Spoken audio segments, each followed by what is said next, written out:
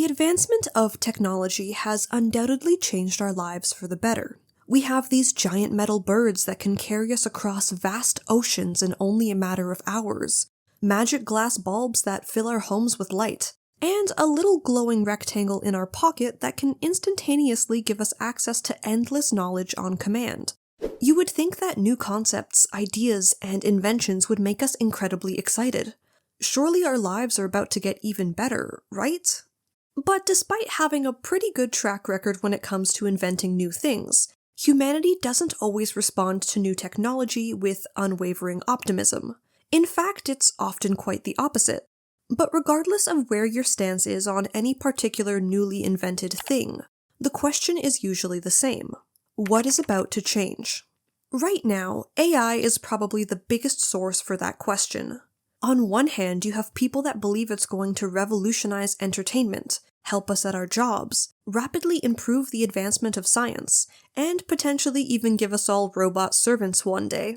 On the other hand, people are concerned about losing their jobs to AI, the environmental impact, the fact that it's trained on copyrighted work, and the potential that it has to create fake media that makes us question what is even real anymore. But this is not a video about AI. At least, not for the most part. Today we're going to be talking about change, and how people react to it. So join me, dear viewers, as we explore the history of fear surrounding new technology after the Industrial Revolution.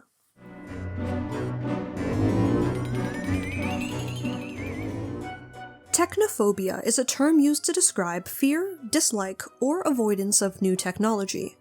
The word first gained widespread use in the 1950s, but the phenomenon itself really began to see attention during the Industrial Revolution. This was a time of rapid change in society. Workers moved from rural areas into cities.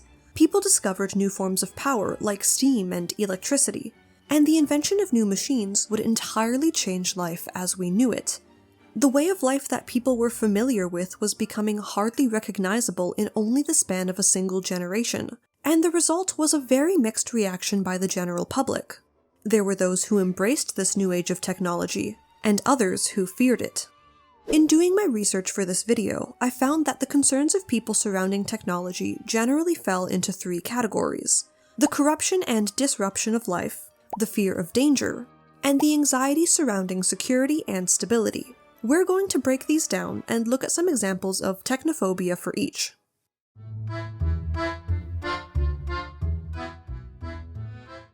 Our first category focuses mainly on the social and environmental changes of everyday life. This includes the way that new technology inconveniences people. Maybe it's loud or makes others act obnoxious. It's also where we see the good old-fashioned moral panic. This new technology is corrupting the youth, or women, or everyone.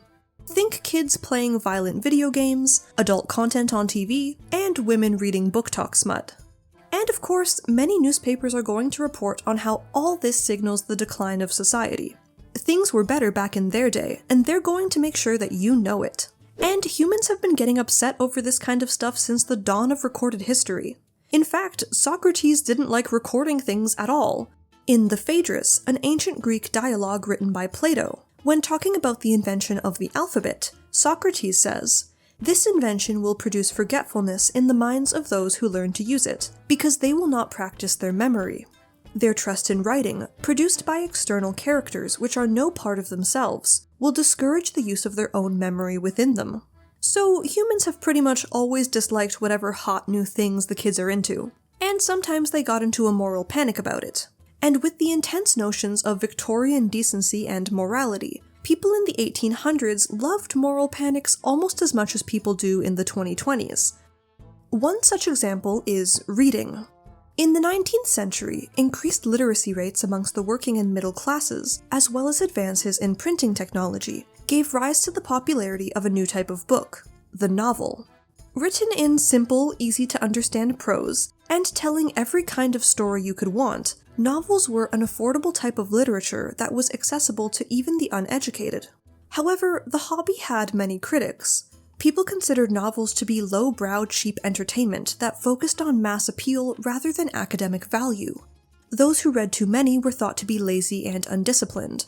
Furthermore, all that time spent hunched over could ruin your posture or eyesight, and it was even believed that reading novels could have harmful psychological effects. The two most hated types were the romance novel and the penny dreadful.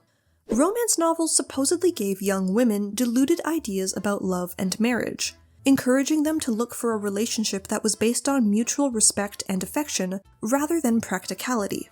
According to some, the woman who read the romance novel was the woman who dishonored her family. Then you have the penny dreadful, which was a type of cheap novel published in regular installments featuring adventure, crime, and the supernatural.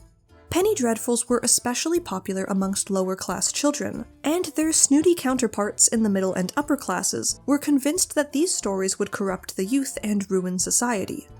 In 1874, journalist James Greenwood published his very strong opinions on the popularity of the penny dreadful, claiming that they were tempting the ignorant and unwary, and breeding death and misery unspeakable. On the other side of the coin, we have the automobile.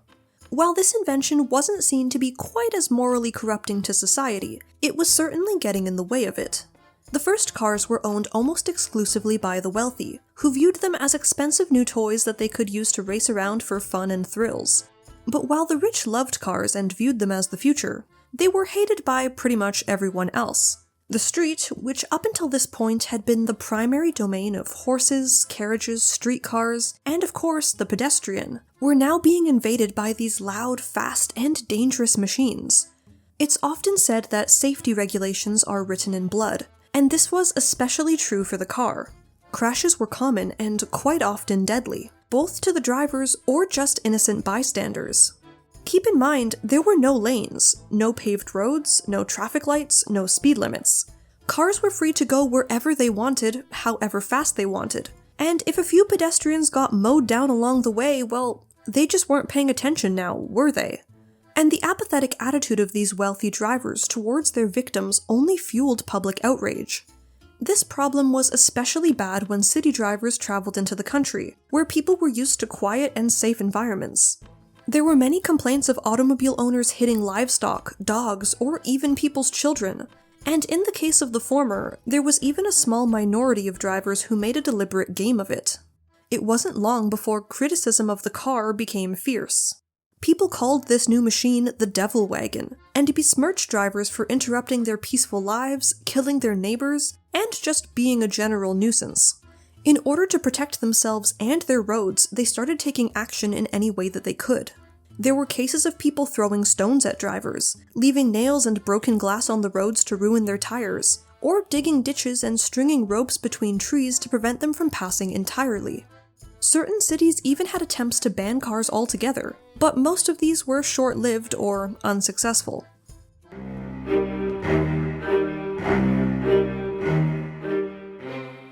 Our second category that we're going to be looking at is the fear of danger. This one's very simple. People looked at new technology and became concerned that it would pose a serious risk to their safety. We already saw some of this with the automobile, but this was not the first mode of transportation to spark fear and concern.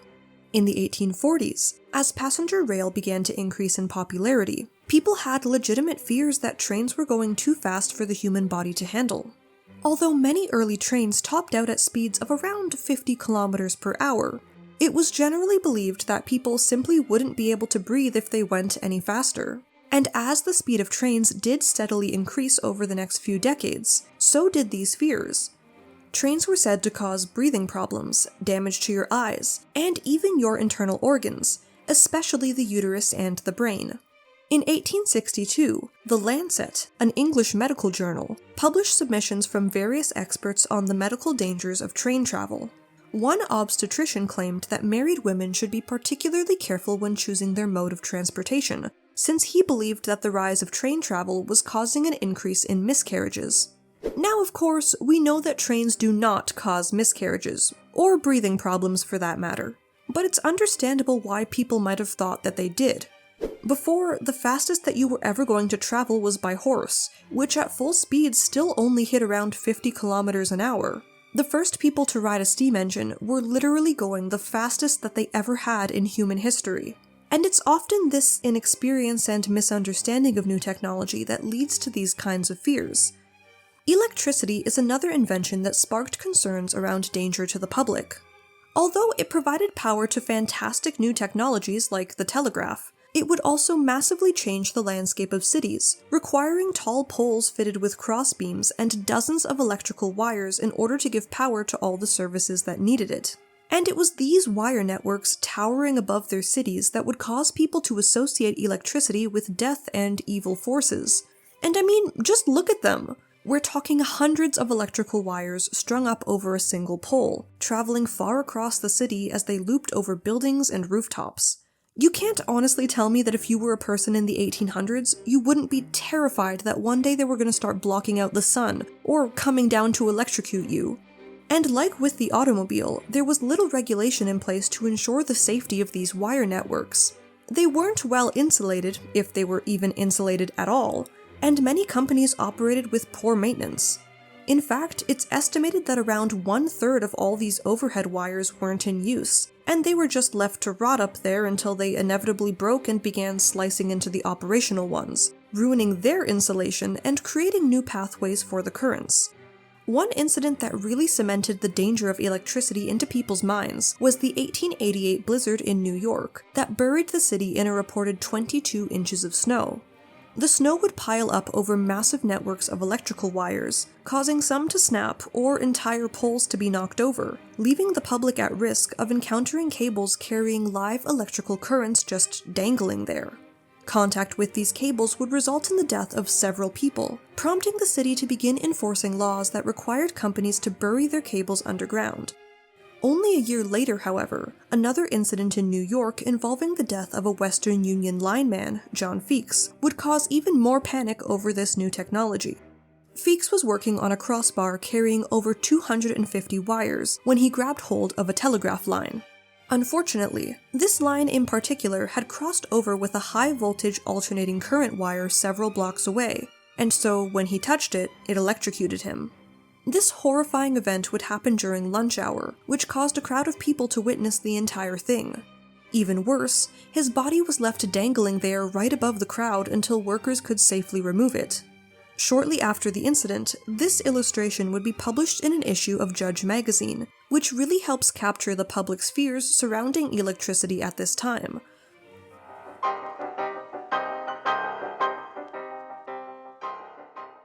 And finally, we have our third category, security and stability.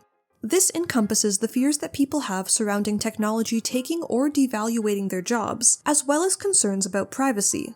Think of all the jobs that were lost to the computer, companies collecting your personal data and then losing it during data leaks, or predicting that Y2K is going to cause the end of the world. One of the first inventions to bring up questions about privacy and safety was the camera. When Kodak introduced the first portable camera in the 1880s, people were disturbed at the idea that someone was able to take their picture at any time. And not only that, but these cameras were being sold to anyone, including those who might have had dubious intentions. People worried that they would be caught on camera in embarrassing situations, or that opportunist photographers would try to take compromising photos of women. The moment you left your house and entered the public eye, no one was safe. The person who made regular use of these portable cameras was dubbed the Kodak Fiend, and was seen as a public nuisance and general threat to social decency. The Hawaiian Gazette described this new type of photographer as follows: "Have you seen the Kodak Fiend? Well, he has seen you.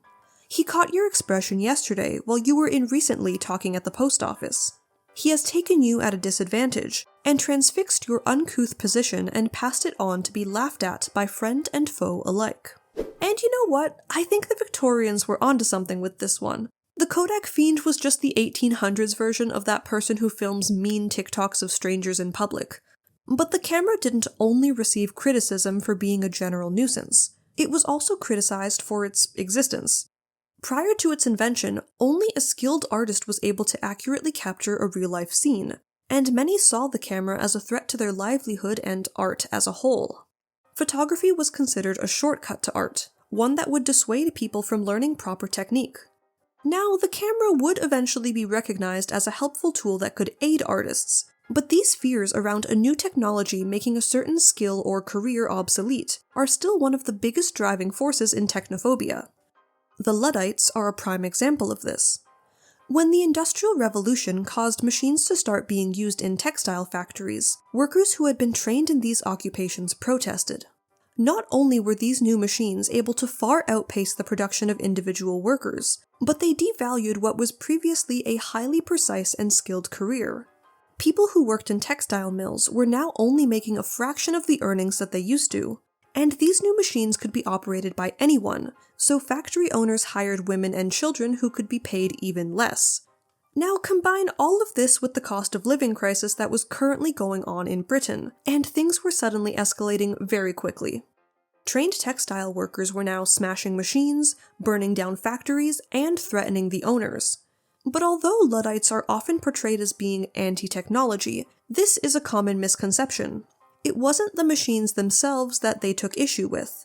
Many were already capable of operating them, and had experience using the old ones. What they were protesting was the shady business practices of the factory owners that dominated the industry. All the Luddites really wanted was to be treated fairly and receive decent wages for their skills, just like anyone else.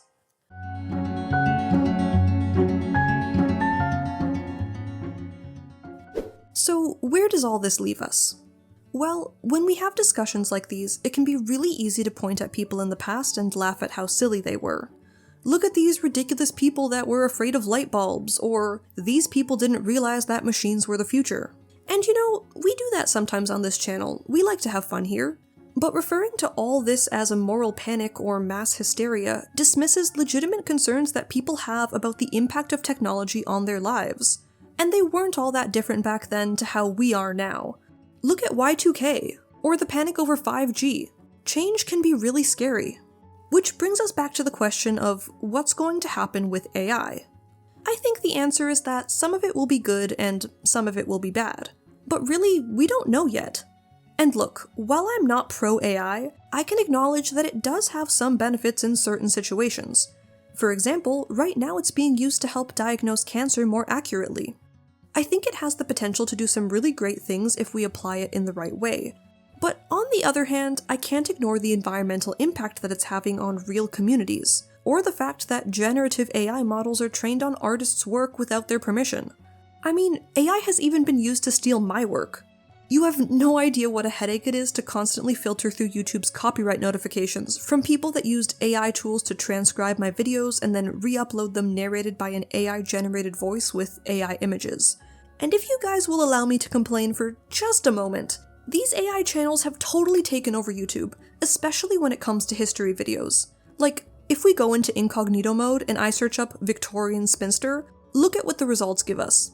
We have my video, a few people that stole my thumbnail, and just so many AI-generated thumbnails that all look pretty much the same, all from different channels. Interesting. And it's like, I don't blame people for thinking that my channel is also AI. It's everywhere. And I know I don't show my face. I don't want to. Have you ever seen how mean people get when you show your face online? And just to state it on record, if there ever is a case when AI-generated images show up in one of my videos, it's an accident. Okay? Complaining over.